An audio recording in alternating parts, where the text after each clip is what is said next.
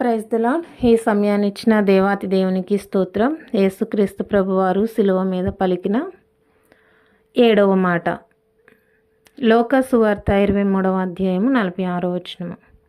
అప్పుడు యేసు గొప్ప శబ్దంతో కేక వేసి, తండ్రి, నీ చేతికి నా ఆత్మను అప్పగించుకొనుచున్నాను అనెను. ఈ మాట 7వ మాటగా, శిలువలో ఆయన ఆఖరి మాటగా పలికినట్లుగా మనం పరిశుద్ధ గ్రంథంలో చూస్తున్నాం.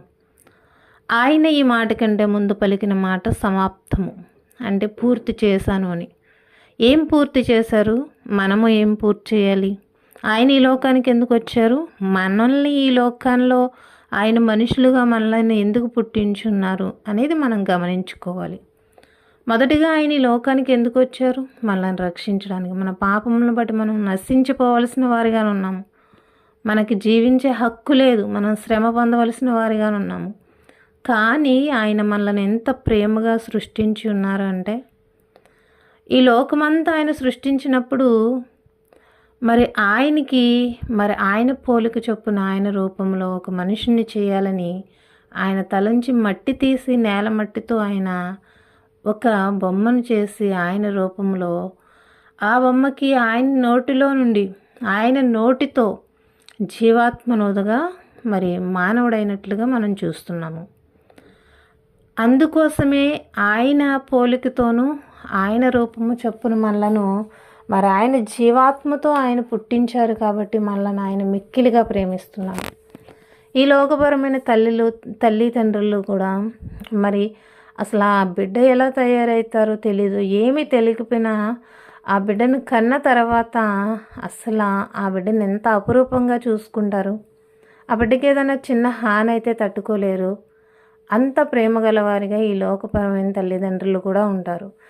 ఈ లోకపరమైన తల్లిదండ్రులు అలా ఉన్నప్పుడు అసలు యేసుక్రీస్తు ప్రభువారి చేత్తోనే మట్టితోని ఆయన ప్రతి మనిషిని చేసినప్పుడు ఆయన ఆ మట్టితో మట్టి ముద్ద తీసి ఆయన రూపాన్ని చేసి ఆయన నోటితో జీవాత్మ నూదినప్పుడు ఆయనకి ఎంత ప్రేమ ఉండదు అనేది మనం గమనించుకోవాలి. ఆయన లోకానికి కుమారునిగా రావడానికి ఆయనకి మన మీద ఉన్న ప్రేమను బట్టి, ఆ ప్రేమను బట్టి ఆయన లోకానికి ఎందుకు వచ్చారు అంటే, మనకి మొదటిగానే ఆది కాండంలో కనిపిస్తారు ఆదాము అవ్వ. వారిని అలాగే తయారు చేసి మీరు చక్కగా సమృద్ధిగా తినండి, జీవించండి, హ్యాపీగా ఉండండి అని మొదటిగా ఆదామును చేసినప్పుడు, సింపుల్గా సండే స్కూల్ స్టోరీలా చెప్పుకోవాలంటే, ఆదామును చేసినప్పుడు ఆదాము ఒంటరిగా ఫీల్ అవ్వడం చూసి గాఢ నిద్రలో ఆయన పక్కటెముకతో స్త్రీని చేసి ఆయనకు తోడుగా ఇచ్చారు. వారిద్దరిని సంతోషంగా, మీరు కష్టపడక్కర్లేదు, హ్యాపీగా ఈ వనంలో చక్కగా తినండి, ఇవన్నీ తినండి, హ్యాపీగా ఉండండి అని ప్రతిరోజు యేసయ్య వచ్చి ఆయనతో మాట్లాడేవారుగా ఉన్నారు. అంత గొప్ప స్థానాన్ని యేసయ్య ఇచ్చినప్పుడు ఒక ఆశ అనేది, ఏ పని అయితే దేవుడు చేయొద్దని చెప్పాడో ఆ పని వైపు దృష్టి వెళ్ళి దురాశకి పోయి ఆ పండు తినాలనే ఆశతో సాతాను చేత ప్రేరేపణ పొంది శిక్షణ తీసుకొచ్చిన ఆదాము అవ్వల నుండి కూడా ఈనాటి వరకు మనము ఆ పాపములో ఉండి నశించిపోవలసిన వారిగా ఉన్నాము. కాబట్టి అలా నశించిపోకుండా మనకి నిత్య జీవం ఇవ్వాలని ఆయన ఆశ, ఆయనకి మన మీద ఉన్న ప్రేమ. కాబట్టి ఆ ప్రేమ నిమిత్తం ఆయన ఈ లోకానికి కుమారునిగా వచ్చి ఆయన్ని తనను మన కొరకు బలిగా అర్పించుకొని మనపై ఉన్న శాపాలను, మనకు రావలసిన ఆ యొక్క బాధను, వేదనను అవన్నీ ఆయన తీసివేశారు. ఈ లోకంలో మనకి ఆయన ఒక పని అప్పగించారు. ఇవన్నీ తీసివేసి పరిశుద్ధ గ్రంథం ద్వారా అనుదినం మనతో మాట్లాడుతున్నారు కదా, పరిశుద్ధంగా జీవించండి, నిజాయితీగా జీవించండి, అన్యాయము చేయకండి, అక్రమము చేయకండి, వ్యభిచరించకండి, దొంగతనం చేయకండి, సంతోషంగా జీవించండి, సమృద్ధిగా జీవించండి, నీతిగా జీవించండి అని ఆయన అనేక సార్లు వాక్యం ద్వారా, సువార్తికుల ద్వారా అనేక రీతిలుగా మాట్లాడుతున్నప్పుడు మరి మనము గమనించుకునేవారిగా, ఆయన చెప్పినట్లు చేసేవారిగా ఉన్నామా లేమా అనేది మనం గమనించుకోవాలి. యేసయ్య మరి కుమారునిగా ఈ లోకానికి వచ్చినప్పుడు తండ్రికి బాధ్యతగా నేను పని పూర్తి చేస్తానని చెప్పడం జరిగింది. అలాగే ఆయన ఇచ్చిన ఆత్మను ఆయనకు అప్పగించుకోవడం జరిగింది.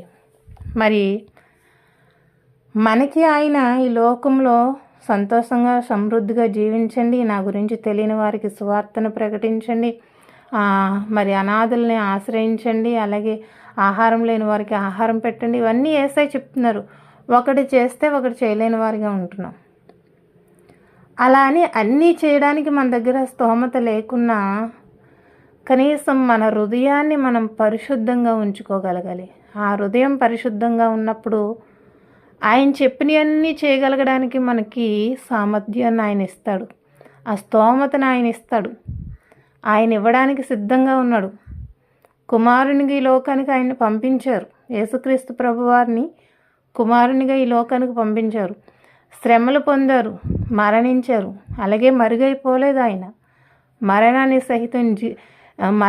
సహితం జయించి తిరిగి లేచారు.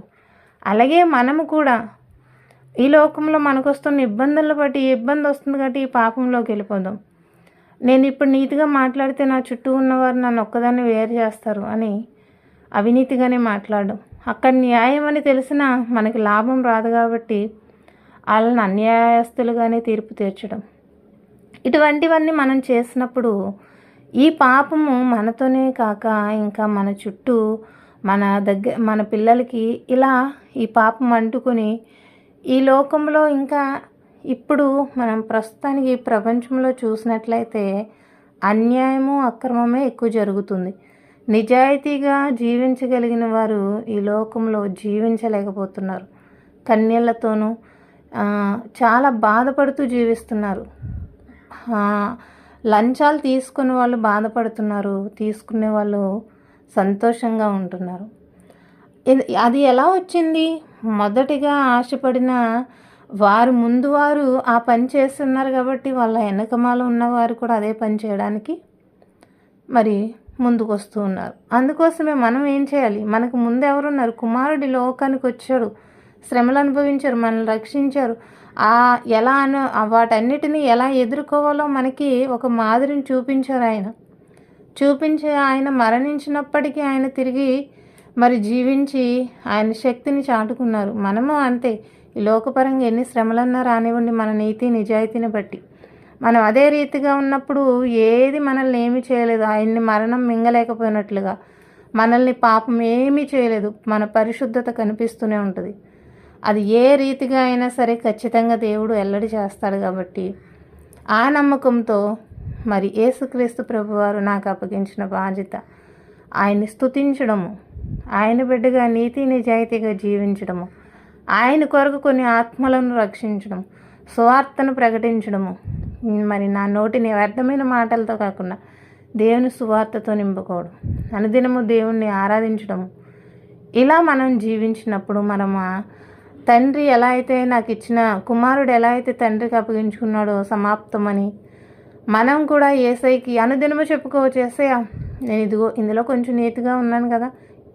మనము గంటల ప్రార్థన ద్వారానో మరి శరీరము చితికిపోయేంత ఉపవాసాల ద్వారానో దేవుడు మన దగ్గరికి వచ్చేయాలి అంటే మరి రోజు పాపము ఒక నెల రోజులు పాపం చేస్తే ఒక నెల రోజులు ఉపవాసాలు చేస్తే కదా.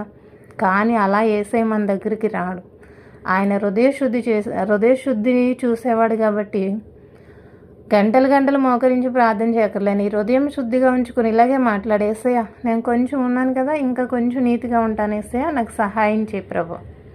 మోకాళ్ళు ఏ అవసరం లేదు, హృదయం ఉంది, హృదయంతో వేడుకో యేసయ్యని.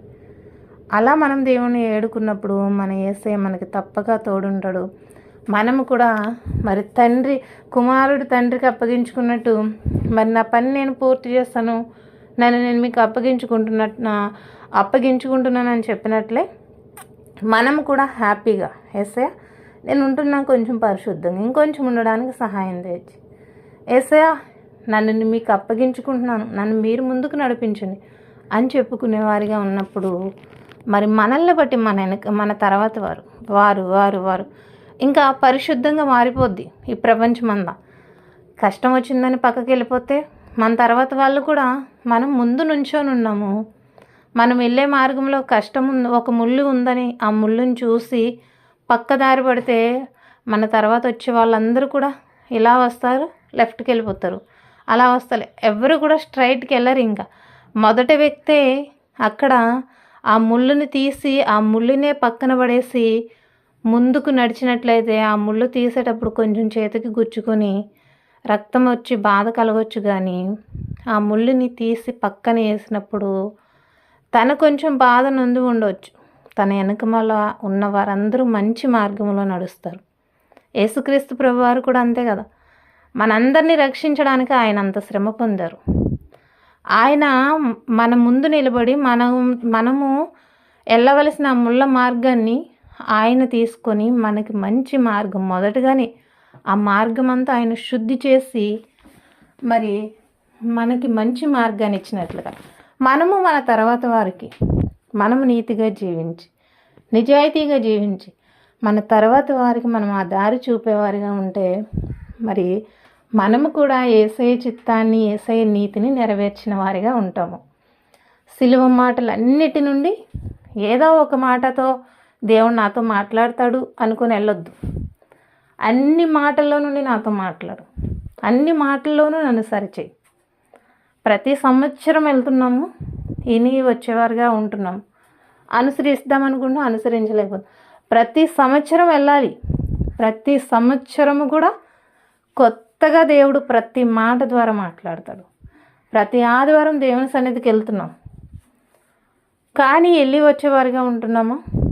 విన్న వాక్యాన్ని బట్టి దేవుడు నాతో మాట్లాడారు అని సంతోషంగా తిరిగి వచ్చేవారుగా ఉంటున్నామా అనేది గమనించుకోవాలి.